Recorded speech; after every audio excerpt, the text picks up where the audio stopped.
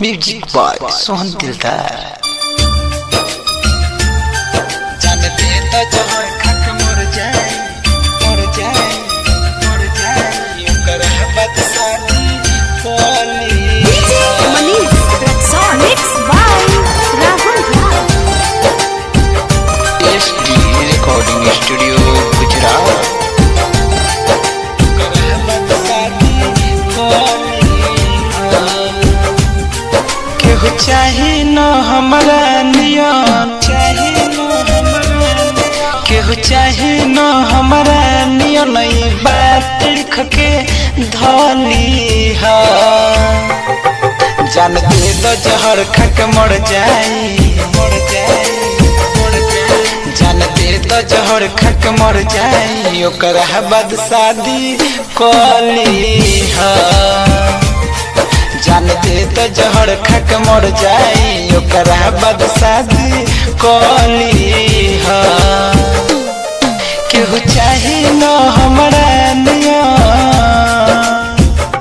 SD recording studio Gujarat.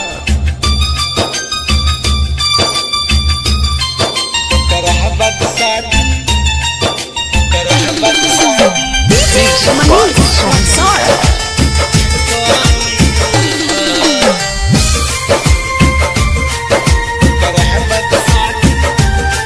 बेरहम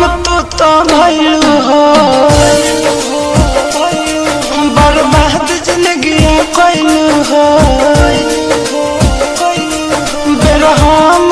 तो भइलू हो बर्बाद जिंदगी कइलू हो जब ले जाई मोर अर्थी लो जब ले जाई मोर अर्थी लोग आखिरी बार संगे चली हा जानते तो जहर खक मर जाई जानते तो जहर खक मर जाई ओकरा बाद शादी कली हा जानते तो जहर खक मर जाई ओकरा बाद शादी कली हा केहू चाही न हमरा नियन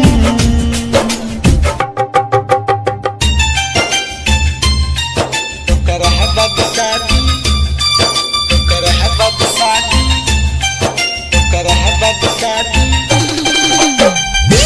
मनीष रक्सौल।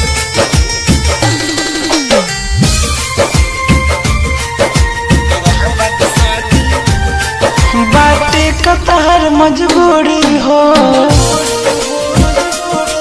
काहे हमसे बनाव तारू दूरी हो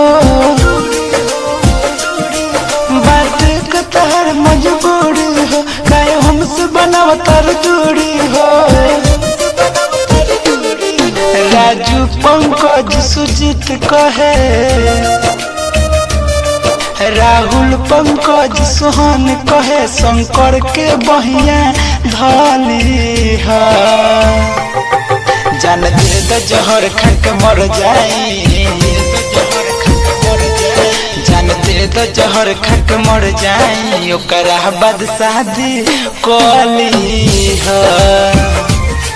जानते तो जहर खक मर जाई ओकरा बाद शादी कली हा केहू चाही न हमरा नियन